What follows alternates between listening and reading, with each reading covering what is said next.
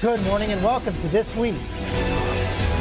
The president gets personal. Trayvon Martin could have been me. On crime, prejudice, justice, and community. I think it's going to be important for all of us to do some soul searching. This morning, a special conversation right here on race in America and Motown down. The city is basically broke. After Detroit goes bankrupt, can the Motor City move from crisis to comeback? Plus, it's never too early. Today is the first time I've been to Iowa. This Tea Party Texan, a freshman senator, sure looks like he's running for president already. Let's stand up, stand for principle, stand for the Constitution. We're on the trail in Iowa with Ted Cruz. All that in the Powerhouse Roundtable this Sunday morning. From ABC News, This Week with George Stephanopoulos starts now.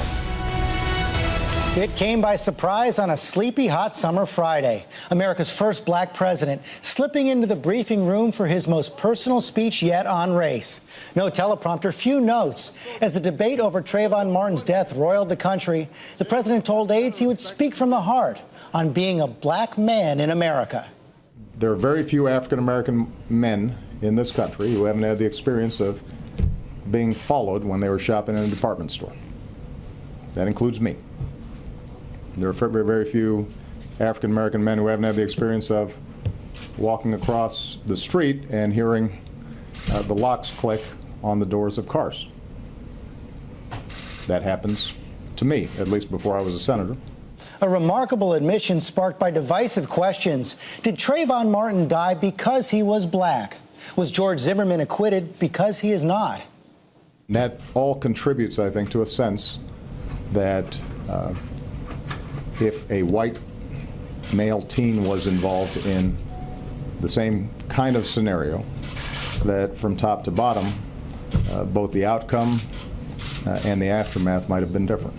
I just ask people to consider, if Trayvon Martin was of age and armed, could he have stood his ground on that sidewalk?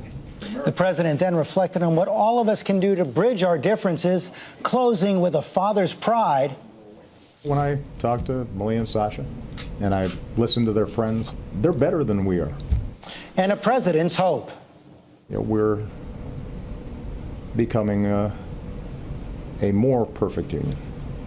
Not a perfect union, but a more perfect union. In our program today, we'll continue the conversation the president sparked on Friday. And we begin with this week's headline from what's been called America's most racially polarized city. Detroit declared bankruptcy Thursday, the largest American city ever to do so. And we're joined now by the mayor of Detroit, Dave Bing.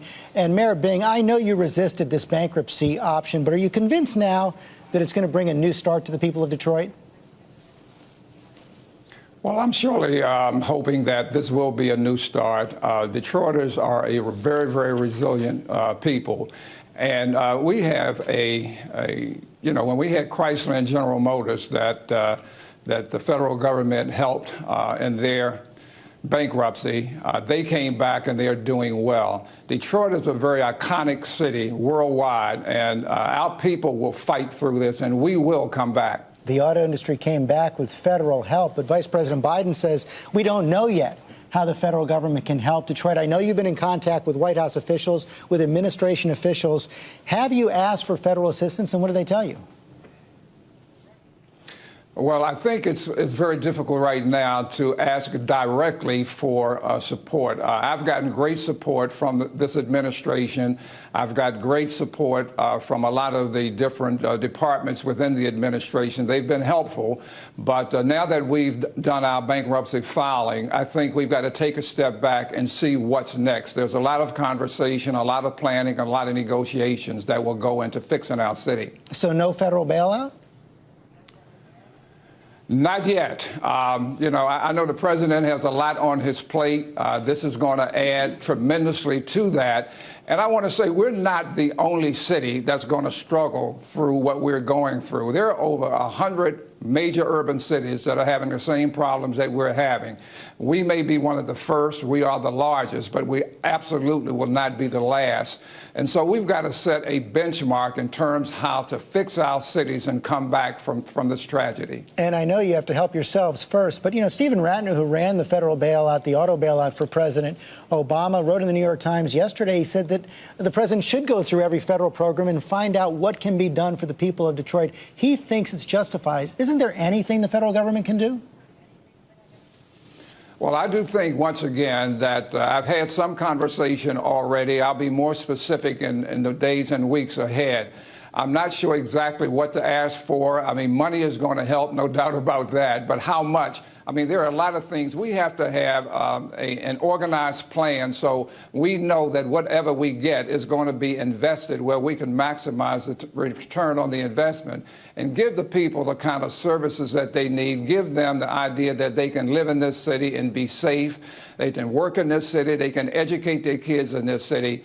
That's what this American iconic city is all about. And I think that we will once again be foremost in what's happening in our city in terms of coming back. As you know, a judge has now stepped in, a county judge has stepped in and said that this filing bankruptcy violates the Michigan Constitution. Do you agree with that? Or are there any other alternatives out there? Well, I'm not a lawyer, and I'm glad I'm not at this point in time, but I'm hearing, I am hearing that, the federal Constitution will trump the state Constitution. So I do believe that, but whatever happens, we can't allow lawyers to dictate what's going to happen in our city in its comeback. We've got to throw away a lot of the bickering and fighting amongst us and do what's best to bring cities like Detroit back. And we know that's going to be a difficult process going forward. And it comes against the backdrop. We saw the president's comments on race on Friday. Over the last 50 years, Detroit has gone from more than 80% white to more than 80% black city. And Keith Richburg, an African-American reporter for the Washington Post, points out that Detroit is one of the most racially polarized cities in America. And he adds this. He says, older Detroiters are correct that the city was surrounded by a ring of often hostile white suburbs in a largely conservative state that had little time for a poor, destitute, Democratic, and black city.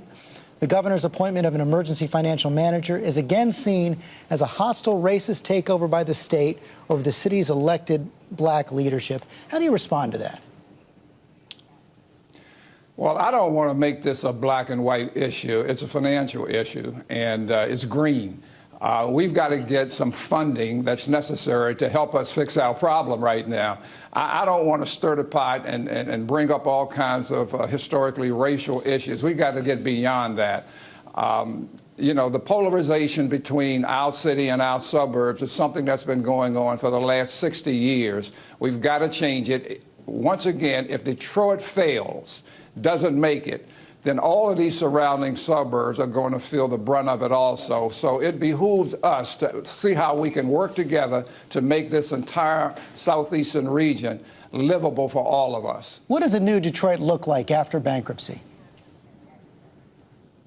Well, I think what's happening now is our downtown is really hot. It's coming back. Our midtown is really hot, and it's on its way back. Our biggest problem is in our neighborhoods where most of our people are living.